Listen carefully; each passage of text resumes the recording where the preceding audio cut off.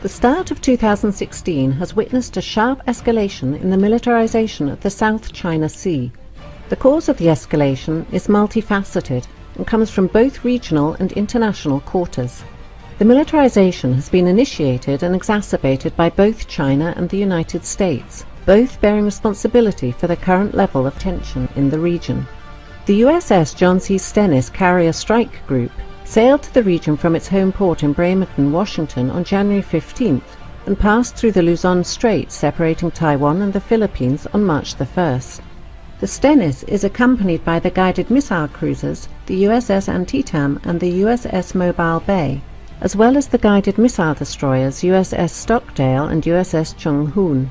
The Antietam is based at Yokosuka, Japan, and was ordered off its normal patrol to join the Carrier Strike Group. The 7th Fleet flagship, the USS Blue Ridge, is also in the area, having docked in Manila on March the 4th. Trilateral talks were held on board the Blue Ridge on March the 5th between the US Navy, Japanese Maritime Self-Defense Forces, and the Philippine Navy. The key subject of discussion was how the three nations can work together to confront China in the South China Sea, promote security and stability in the region, and develop future multilateral training and exercises. The current deployment of the Stennis CSG to the region follows the previous deployment of the USS Lamson guided missile destroyer to the Spratly Islands last October, and the USS Curtis Wilbur to the Paracel Islands in late January of this year. The US has also increased surveillance flights over the areas by P-8 Poseidon patrol aircraft, as well as in one case B-52 strategic bombers. The navies of China and Vietnam fought a naval engagement for control of the Paracel Islands in 1974, which resulted in China's de facto control of the islands. China has established a military presence on Woody Island since that time, and has engaged in an extensive expansion of the base in recent years. Woody Island now has an extensive military airbase with a number of newly built hangars and munition storage buildings. In February, satellite surveillance revealed the deployment of 2 batteries of HQ-9 surface-to-air missile launchers, as well as supporting vehicles such as an engagement radar and the Type 305B ASAR acquisition radar on the northern end of the island. Last November, China announced the deployment of J-11 fighters to Woody Island.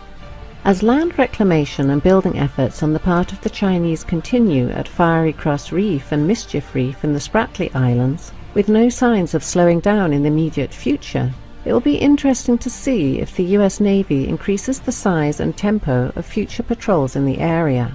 With the Royal Australian Navy taking delivery of its second Canberra-class LHD, HMAS Adelaide, on December the 4th of last year, and the first of 2 Makassar-class LPD vessels built by Indonesia for the Philippine Navy, the BRP Tarlac, launched on January 17th of this year, the US Navy may soon be bolstered by more powerful regional navies in future patrols.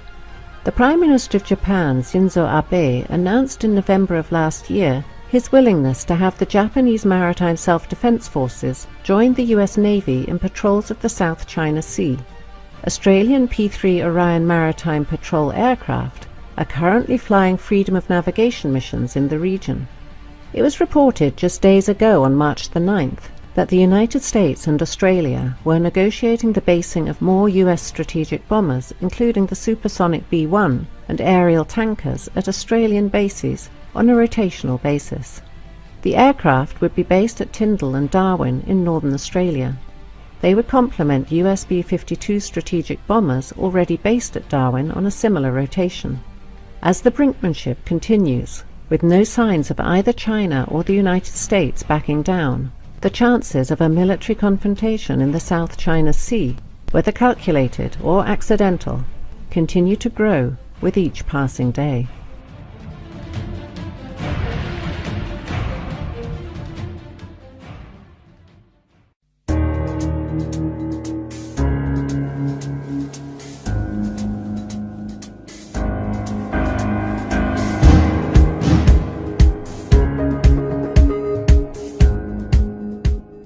You U.S. Naval Services have released a new maritime strategy, a plan that describes how the Navy, Marine Corps, and Coast Guard will design, organize, and employ naval forces in support of its global dominance. The new strategy, titled A Cooperative Strategy for the 21st Century Superpower, highlighted forward, engaged, and ready as key words and kept the original theme of ensuring our capability to intervene overseas. It calls for increasing the Navy's forward presence to 120 ships by 2020, up from about 97 ships today. This includes forward-basing 4 ballistic missile defense destroyers in Spain and stationing another attack submarine in Guam by the end of 2015. The Navy is scheduled to increase presence in the Middle East from 30 ships today to 40 by 2020. The strategy reinforces the continued need to strengthen the partnerships and alliances by stressing the importance of operating in NATO maritime groups and participating in international training exercises. The U.S. strategy emphasizes operating forward and making proxies across the globe, especially in the Indo-Asian Pacific region. Thus, the hard anti-Russian rhetoric of Washington is a sign of the global standoff. At the very same time, the United States is preparing to go deeper and deal with China. The U.S. strategists are concerned about the rise of Chinese naval forces and its expansion to the Pacific Ocean. Particularly, they aim to prevent a situation where China will be able to defend particular zones of sea communications from foreign intervention. This is Chinese DF-21D anti-ship ballistic missiles purpose. In 2008, the U.S. Department of Defense estimated that China had 60 to 80 missiles and 60 launchers. The risk of establishing area-denied operational environment, for instance, in the South China Sea, worries architects of the strategy. Since the American pivot towards Asia, a tolerant term for the U.S. deterrence policy against China, in 2011, the United States Navy has deployed 60% of all of its powers in Asian Pacific region. Indeed, it's ready to deploy even more in order to establish its own control in China's zone of interest. Armed with its own unparalleled navy, the U.S. gets a louder voice and more power to restrict military or economy use of the oceans by other countries. In other words, it indicates the U.S. intention to control the trade in the Indian Ocean and the Pacific, or even monopolize it in those waters. Now here's where the problem is. In April, China overtook the United States as the world's top importer of crude oil, and 80% of this oil, and many other important resources, China imports through the Malacca Strait, which the Chinese Navy doesn't control. In this context, it's clear why Beijing claims sovereignty over nearly all of the South China Sea, and is building a military base in Djibouti. China supports counter-piracy operations in the Gulf of Aden, conducts humanitarian assistance and disaster response missions enabled by its hospital ship, and participates in large-scale, multinational naval exercises. Washington immediately protested against the China-Djibouti relations and expressed concern over China's plans to build a military base in the Obok region, but to no avail. China has to defend the supply of oil over a long way and isn't able to do it right now. Problem is, it doesn't have enough naval bases along vital shipping lines as of yet. Strings of Pearls strategy, initially suggested as a series of seaports and naval bases stretching along the Indian Ocean, has to resolve this issue. The seaports will be support places and investments that could pay dividends on a strategic level while causing broader security amenities.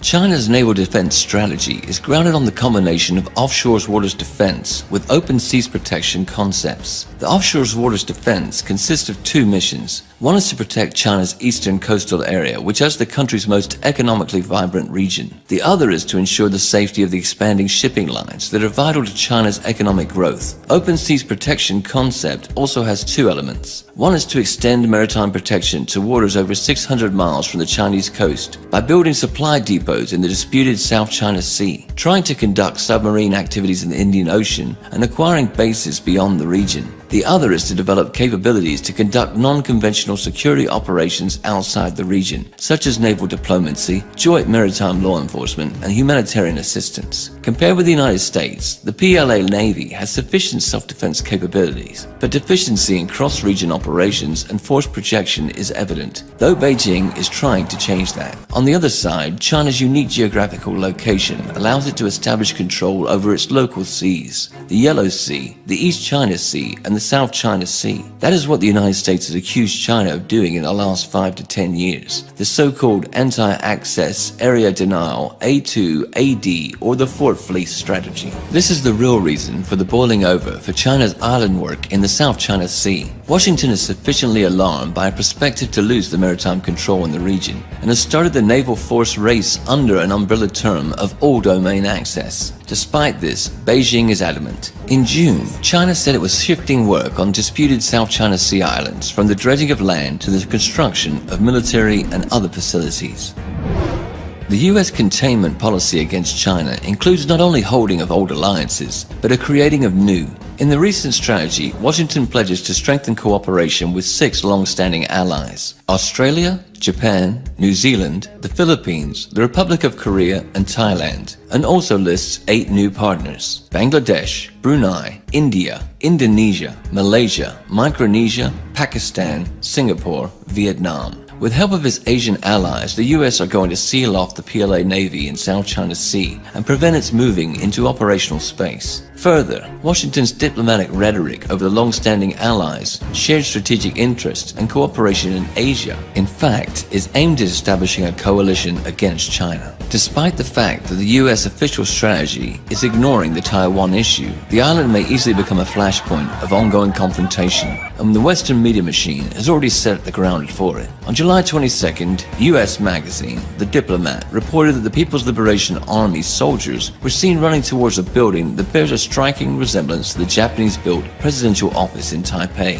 During the Series C of this year's live-fire Stride 2015 Zurine military exercises, the magazine argues 2 things. First is that PLA is practicing the storming of the presidential office to bring pressure on Taiwan in the context of its presidential and legislative elections in January 16, 2016. Second is Chinese military has been preparing to invade the island, but the fact should be taken in its proper context. The military drills are a signal not for Taiwan, but for the US. China shows its capacity to solve a Taiwan problem by force to predict an attempt to use the island for strengthening of the US military presence. Also, aggressive activity of US Special Services through Taiwan or an economic sabotage threatening it. In other cases, Beijing would much prefer to reintegrate Taiwan without having to resort to force, but by cultural, economic, and political tools. Moreover, it already has a successful experience of lost territories reintegration, Macau and Hong Kong. Another area of the US-China geopolitical confrontation is the Indian Ocean. US strategists, media outlets, and public experts argue India is a rival state for China. Monetary wealth and power growth of both states will result in inevitable clashes between them. According to them, the motive behind the string of pearls strategy isn't in solving the logistical problems of China's maritime Silk Route, but are in encircling India. If established commercial ports will be militarized with the PLA Navy, the concerns about China's influence in the Indian Ocean region empower the US to involve India in the American area of influence as part of a global anti-China strategy. The good news for Washington is India has been actively building a new powerful fleet, including an aircraft carrier group, so it could be a very useful tool. Directly, Chinese and Indian maritime interests face off in Sri Lanka, leaving the Indians' area of influence under the impact of China's economic projects. For Beijing, ports of Sri Lanka, founded by Chinese investments, are a cell in planned maritime infrastructure from South China to Pakistan, a natural opponent of India involved in China's maritime Silk Route. The US will likely use these features to set on fire China-India relations, to use Indian political, military, and economic power to discourage Beijing from adopting its maritime policy in the Indian Ocean.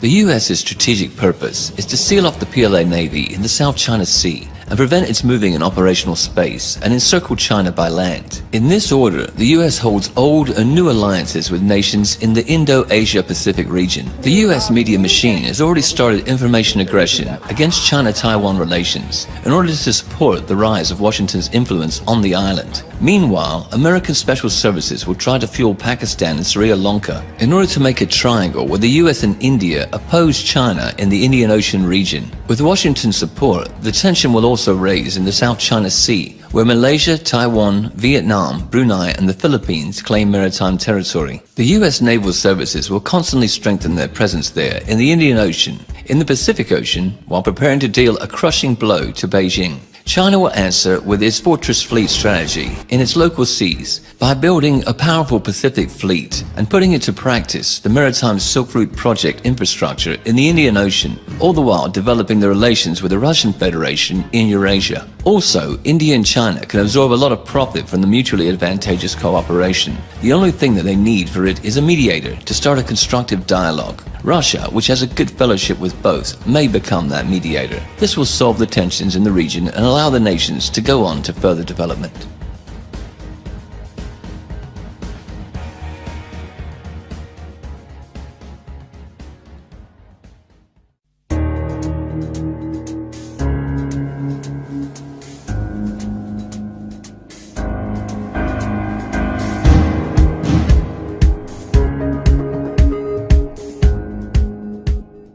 After months of mounting rhetorical war, the United States has conducted a patrol through the South China Sea.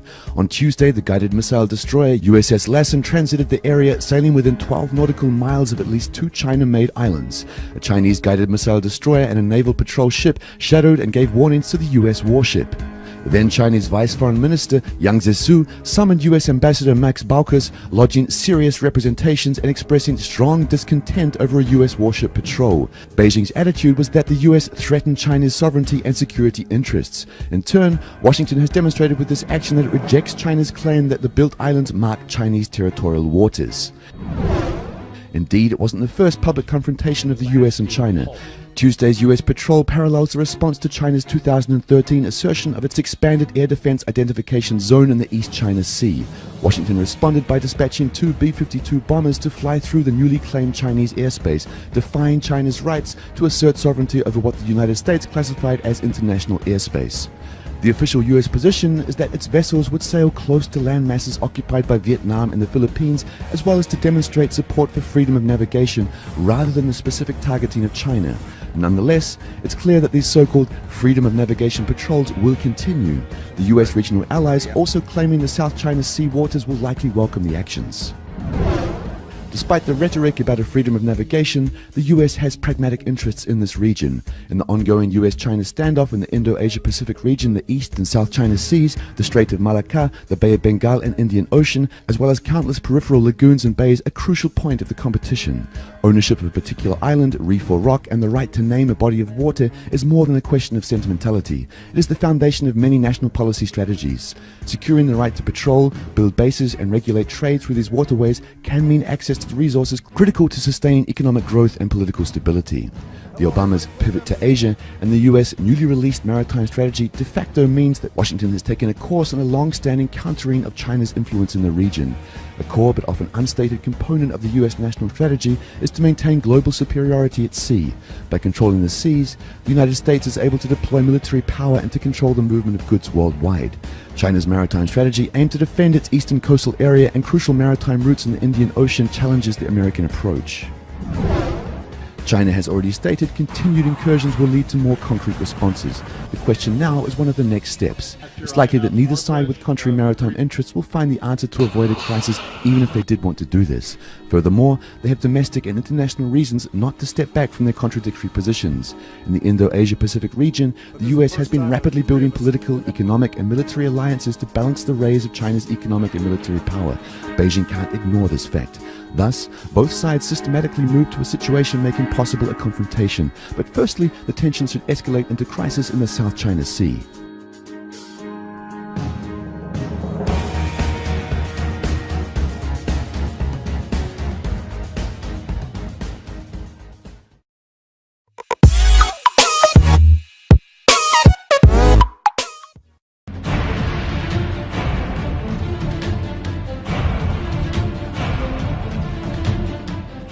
The start of 2016 has witnessed a sharp escalation in the militarization of the South China Sea. The cause of the escalation is multifaceted and comes from both regional and international quarters. The militarization has been initiated and exacerbated by both Stockdale and USS Chung Hoon. The Antietam is based at Yokosuka, Japan, and was ordered off its normal patrol to join the carrier strike group. The 7th Fleet flagship, the USS Blue Ridge, is also in the area, having docked in Manila on March the 4th. Trilateral talks were held on board the Blue Ridge on March the 5th between the US Navy, Japanese Maritime Self-Defense Forces, and the Philippine Navy. The key subject of discussion also increased surveillance flights over the areas by P-8 Poseidon patrol aircraft, as well as in one case B-52 strategic bombers. The navies of China and Vietnam fought a naval engagement for control of the Paracel Islands in 1974, which resulted in China's de facto control of the islands. China has established a military presence on Woody Island since that time, and has engaged in an extensive expansion of the base in recent years. Was how the three nations can work together to confront China in the South China Sea, promote security and stability in the region, and develop future multilateral training and exercises. The current deployment of the Stennis CSG to the region follows the previous deployment of the USS Lamson guided missile destroyer to the Spratly Islands last October, and the USS Curtis Wilbur to the Paracel Islands in late January of this year. The US has both China and the United States, both bearing responsibility for the current level of tension in the region. The USS John C. Stennis Carrier Strike Group sailed to the region from its home port in Bremerton, Washington on January 15th and passed through the Luzon Strait separating Taiwan and the Philippines on March the 1st. The Stennis is accompanied by the guided missile cruisers, the USS Antietam and the USS Mobile Bay, as well as the guided missile destroyers USS